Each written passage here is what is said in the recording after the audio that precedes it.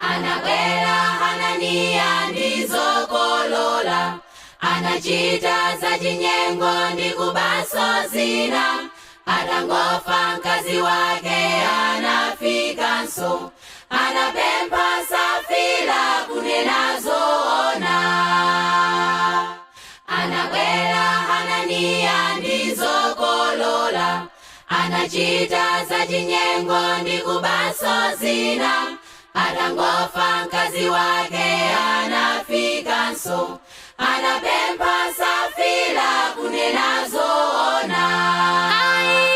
Ai nditu ndizo mwezi, dola zatu ndizo mwezi. Ukanadziwa iwe za chinyengo wachitazima munako wafa, nawenso Safira ufera pompa.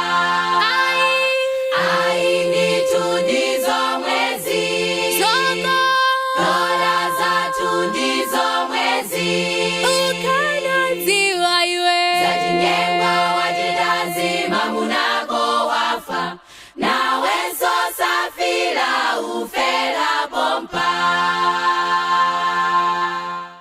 Zili lelo mipingo za chinyengozi, katangale ya Kristu kumela Yehova. Taiwala kuti Mulungu sanamizidwa, Hananiya ndi Safira anafa onse.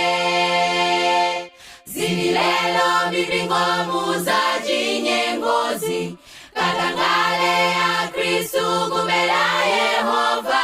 Taiwala kuti Mulungu sanamizidwa, Hananiya ndi Safira